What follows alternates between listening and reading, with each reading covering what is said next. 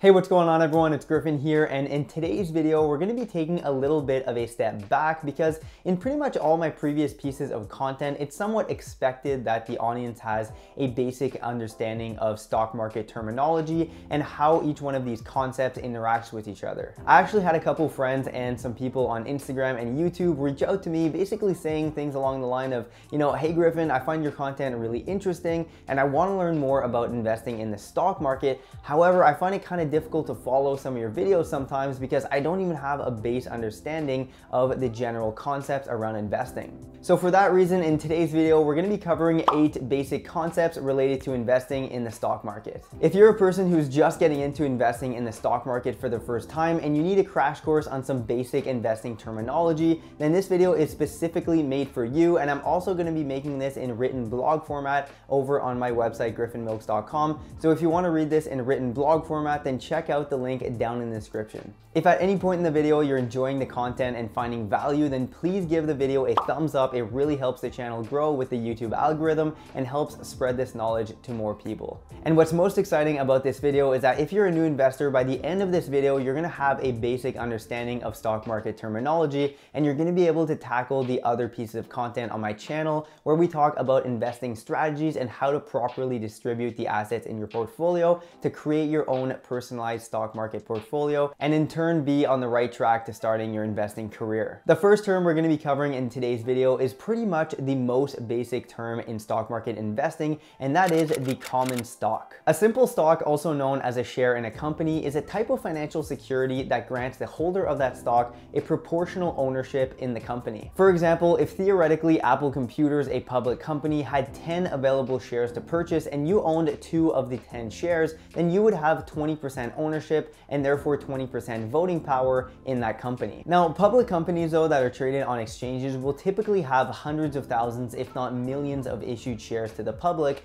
and therefore your relative proportion, if you own, let's say, 100 shares in Apple, is going to be reflected proportionally to the amount of shares that you own based on the amount of issued shares in the market. So next time you're waiting in line at Starbucks and you see those teenagers in the corner talking about the fact that they bought some stock in Tesla, now you'll know what the heck they're talking about. Next up on the list is most likely a term you've heard about in and around investment talk, and that is the bond. A bond is different from a stock in that you're not purchasing and holding equity in a company and therefore reaping rewards of dividends as well as stock value growth, but instead you're lending out your funds and getting interest payments in return, and typically the borrowers are going to be a governmental entity or a private company. So the entity in need of the funds, in this case the borrower, is going to be the one that's going to set the characteristics for the loan, things such as the interest rate of the loan that need to be paid to the lenders, as well as the time and date at which the loan must be paid back, which is known as the maturity date of the bond. Now, there's a lot more that we could dive into relative to how bond interest rates are calculated, as well as why bonds typically do better when equity markets are taking a beating,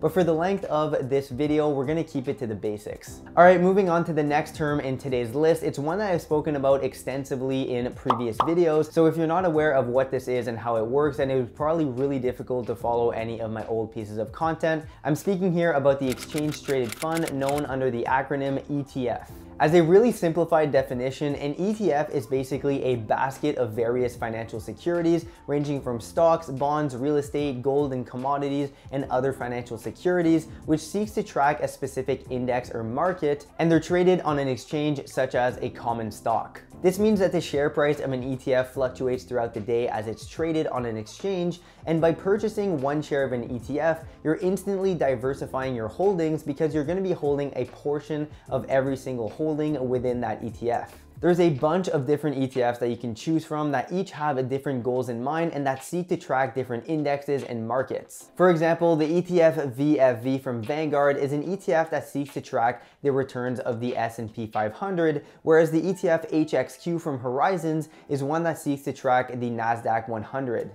If you're interested in learning more about the ETF and how you can incorporate them into your portfolio, then you're in luck because I've made a bunch of videos and blog posts on the topic. I'm going to be linking them them down in the description so you can check them out. Now, following the ETF, you might be thinking to yourself that this sounds pretty similar to another financial product known as the mutual fund. And to be honest, they do have some similarities, notably the fact that they hold multiple financial securities within them. However, they also have some differences that we're going to cover right now. In its essence, a mutual fund is basically a large pool of money collected by separate investors that's used to deploy into the market by purchasing stocks, bonds, and other financial securities based on a specific investment goal. Unlike ETFs that are traded throughout the day on exchanges though, a mutual fund is traded only once a day after the markets close.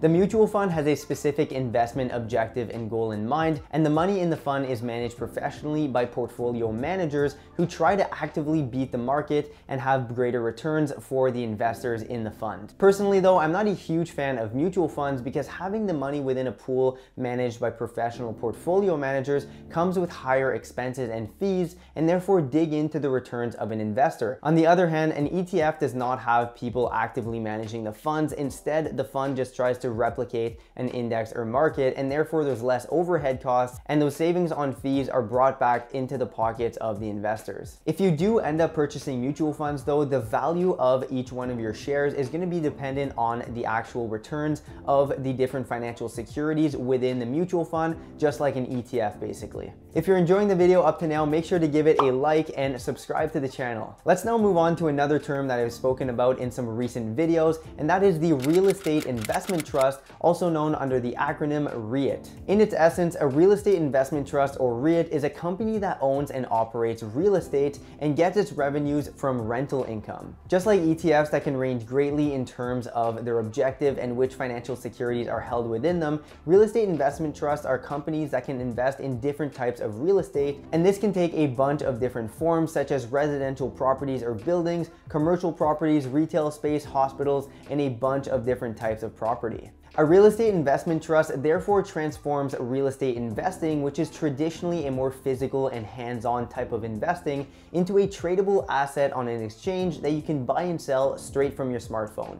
One of the reasons why REITs are so attractive to dividend investors is because to qualify as a REIT, this company needs to follow certain guidelines, one of them being that at a minimum, the company needs to return 90% or more of the net income from a calendar year back to its shareholders. This is one of the factors contributing to high dividend yields that we see in REITs, as we've looked at in my dividend REIT investing video that you can check out right here. And also this is combined with the fact that currently in the Canadian real estate market, it is just booming and we're seeing really low vacancy rates. Therefore, a lot of real estate investments are not only gaining value, but also gaining a lot of rent from tenants. If you want to know more about investing in REITs, then check out the video that I'm linking down in the description for a full video on that topic. The next term that I want to cover is less of a general concept like a stock or an ETF, for example, but it's more of a technical indicator for the market value of a company. I'm referring here to the market capitalization of a stock, or market cap for short, which is a quick indicator or quick snapshot of the market value of a company at that given time. Simply put, the market cap of a company is the number of outstanding shares multiplied by the current value of one share. For example, if we look at Algonquin Power and Utilities Corp, which is a dividend stock that we looked at in my previous dividend investing video, the current market cap is roughly $8.865 billion because the individual share price at the time of me recording this video is $17.87 per share, and the total number of outstanding shares is 496,195,776.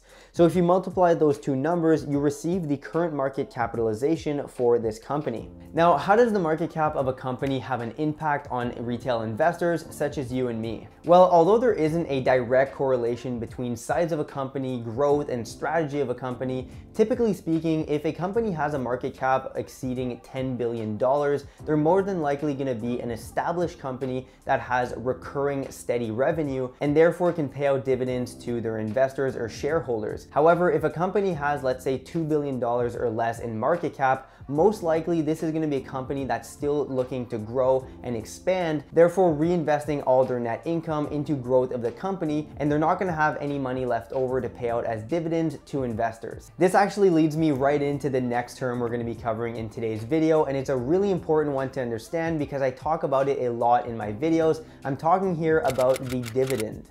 A dividend, if we want to be really simple, is basically just a reward that a company pays out to its investors in return for holding shares of the company. Dividends are paid out to investors typically when a company has matured and therefore has steady recurring net income and can afford to pay out a proportion of its net income to shareholders. Paying out dividends to shareholders, though, really isn't an obligation, and companies can choose to do so whichever way they want based on their overall strategy. Let's look at a concrete comparison between two different types of stocks so that you can get a more visual representation of how a dividend works. The first company here is Shopify, which is one of the world's leading all-in-one e-commerce solutions, and this company is currently not paying out a dividend because it's focused entirely on growth right now and even has negative earnings, so it's not at all in a position to be redistributing earnings to shareholders. This is a typical example of a growth stock like many other companies in the technology sector, and investors in this company are banking on short-term growth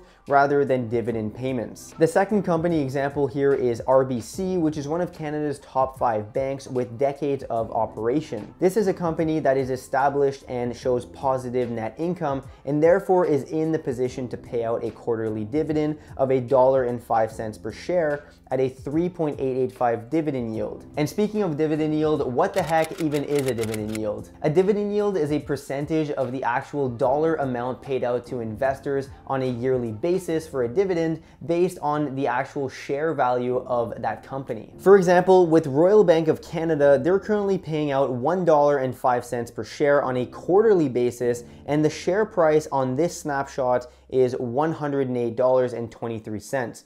Now, since the dividend is quarterly, this means that if you multiply $1.05 by 4 quarters in the year, the total dividend payout is $4.20 in a year. If you then divide $4.20 by the current share price of $108.23, you get the current dividend yield of 3.885%. This is a way for investors to look at a particular company and evaluate the type of dividend returns that they can expect from investing in a company regardless of actual share price fluctuations. I've made a bunch of videos going over dividend investing, so feel free to check those out, and I'm also going to be making a video in the near future about how to invest with dividends properly and not get caught up on really high dividend yields, because a high dividend yield does not necessarily correlate into a good investment. So make sure to subscribe to the channel and hit the bell button so that you're notified when that video comes out.